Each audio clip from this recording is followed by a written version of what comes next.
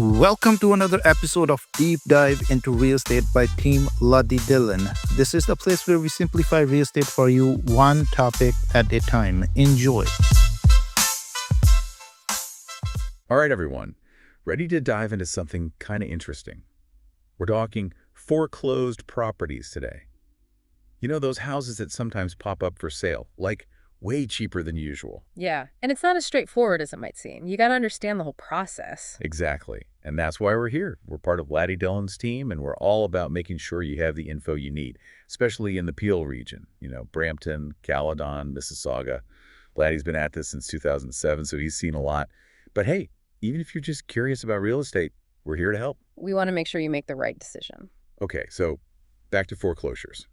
Could you break down how a property even gets foreclosed in the first place? Okay, imagine someone can't keep up with their mortgage payments. The lender, usually a bank, has to step in to, get their money back, right? So they take back the property. Right, and they often sell it below market value just to get it off their books. Okay, so the bank's got to cut its losses. But why sell for less than it's worth? Doesn't sound like good business to me. Think about it. Every day, that property just sits there, empty. The bank's losing money on it. You know, maintenance, taxes, all that. Makes sense, I guess. So it's better to sell it quick, even at a discount. Exactly. It's more beneficial for them in the long run. All right, so I see why the bank would do it. But what's the upside for the buyer? Why are foreclosures so attractive? Well, the biggest draw is definitely the price. You can get a property for way less than you'd normally find. Ooh, a bargain hunter's dream. Exactly. Especially helpful for first-time buyers or anyone on a tight budget, you know? It's like finding a hidden real estate treasure. Okay, so we've got motivated sellers and potential for savings, but you mentioned stages earlier, like it's not a one-time thing. Right. Think of it like a three-act play. The first act is what we call pre-foreclosure. Pre-foreclosure, huh? Sounds a bit dramatic. What's happening at that point? So the homeowner's behind on payments, but they still technically own the property. It's kind of a waiting game because, well, you never know if they might catch up on those payments. So the foreclosure might not even happen. It could go either way. They might even sell the house themselves to avoid going further down that road. So it's a bit risky for buyers. Yeah, you might be able to get a good deal directly from the homeowner, but you also got to be ready for the foreclosure to fall through. All right, pre-foreclosure is for those who like to live on the edge, I guess. What about Act 2? What happens next? Act 2 is the auction. This is where things speed up. The property's up for grabs to the highest bidder. Sounds intense.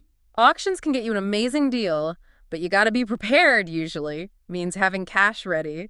And you don't get a lot of time to check out the property beforehand. So you could end up with a lemon. Yeah, it's high risk, high reward. And then we come to the grand finale post-foreclosure, or what's called REO, real estate owned. REO, okay. Yeah. What does that mean? So at this point, the property belongs to the lender, usually the bank. They'll list it on the market like a normal sale, and you've got more financing options compared to an auction. But the catch is, it's sold as is. As is. I don't like the sound of that. What does that even mean? Basically, the bank is selling it in whatever condition it's in. They're not responsible for any fixes or anything. So there could be hidden problems. Exactly. You got to be extra careful and get a good inspection. You don't want to buy a money pit, right? Okay, so it's like a mystery box of real estate. We talked about the risks, but there must be some amazing upsides to foreclosures too. Right. Right. Oh, absolutely. And that's what we'll dive into after a quick break. Stay tuned. Welcome back, everyone. Remember those amazing upsides to buying a foreclosed property we were talking about? Yeah, those sweet deals. Who doesn't love saving some cash, right? Right, and that's the biggest perk, those lower prices. Foreclosed properties, they're often priced below market value, sometimes way below. Especially in a hot market like the Peel region. Exactly, so you're not just saving money up front, but... You're also building equity faster. Yeah. As you pay off your mortgage and the market hopefully goes up, that difference between what you owe and what your home's worth, that's your equity and it grows faster. So it's like a shortcut to building wealth. You could say that, but remember, we talked about those as-is properties. Yeah, those can be risky. What are some things buyers need to look out for? The condition of the property is a big one. Sometimes these homes have been empty for a while. So they might need some work. Could be. The bank's not going to fix anything, remember. It's up to the buyer to figure out what needs to be done. All right, so as is means buyer beware. Got it. Anything else to watch out for? Liens or unpaid taxes on the property. Liens. What are those? Basically, it's like someone has a claim against the property that needs to be settled before you can own it. So it's not just about the purchase price. There might be these extra costs. Exactly. And sometimes dealing with banks and government agencies can take a while, Oh, so the process can be slow. Yeah, sometimes. Patience is key. But hey, if you're looking to buy in the Peel region, Laddie and his team can help. They know all the ins and outs, right? absolutely. They've been working in the area for years, so they can guide you through the whole process, make sure you don't run into any surprises. So if I'm thinking about buying a foreclosed property, what are some things I can do to, like, increase my chances of success? Well, first off, research. Just like any big purchase, you got to do your homework. Where do we even start? Start with the Peel region itself.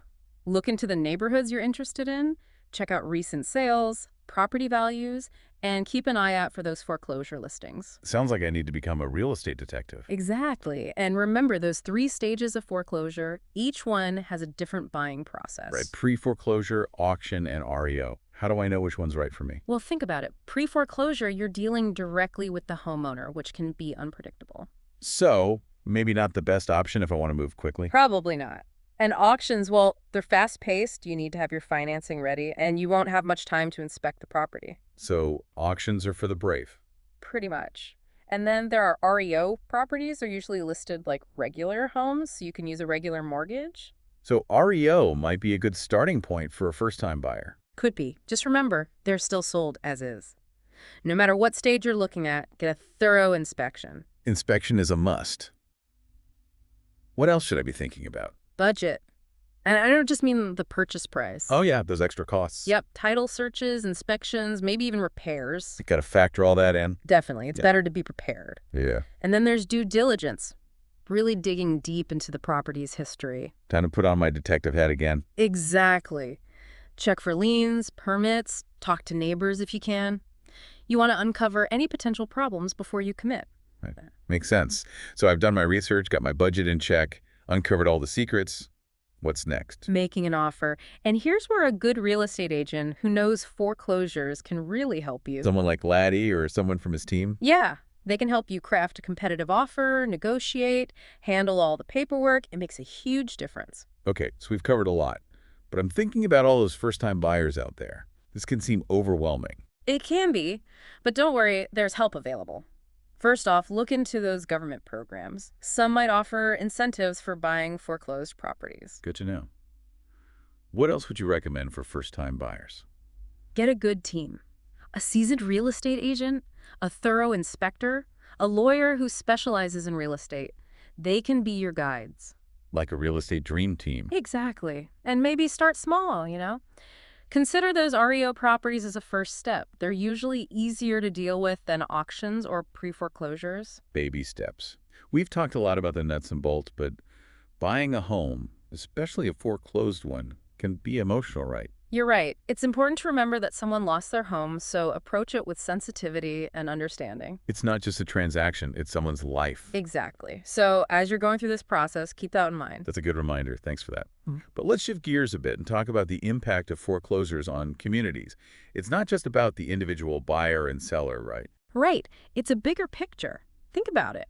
Foreclosures can actually have ripple effects on entire neighborhoods. Okay, how so? Imagine a street with a bunch of empty, foreclosed homes. What do you think happens to property values? They probably go down. Exactly. And it's not just that. Those empty homes can attract problems like crime and vandalism. Oh, wow, so that's a domino effect. It can be, but there's also an opportunity here. An opportunity. How? Well, imagine someone buys one of those foreclosed homes, fixes it up, and moves in or rents it out. It's like giving the neighborhood a fresh start. Exactly. More people living there, that makes it safer, more vibrant. Property values start going up. So buying a foreclosed property can actually help the community. It can, but of course not every buyer is going to be in it for the long haul. Some might just want to flip the property for a quick profit. Right. And while that can improve the property itself, it doesn't always have the same lasting impact on the community. So it's about intention. Yeah, are you buying to be part of the community or just to make a quick buck? Think about the bigger picture, the legacy you want to leave. That's a good point. Real estate's not just about making money. It's about people's lives, their communities. Exactly. And if you're looking to make a difference in the Peel region, Laddie Tillon and his team are the people to call. They're all about building strong communities, and they can help you find the right property, make the right choices. So as we wrap up this deep dive into foreclosures, I think the big takeaway is it's an amazing opportunity, but it comes with responsibilities. Yeah, think about the impact your choices have, not just on you, but on the community as a whole. Choose wisely, invest responsibly, and let's build those thriving communities together. Thanks for joining us. We hope you learned something new today. And remember, if you need help navigating the Peel Region real estate market, Laddie Tillin and his team are here for you. Until next time, happy investing. Don't forget to subscribe to our channel. We will be back with something new and something interesting.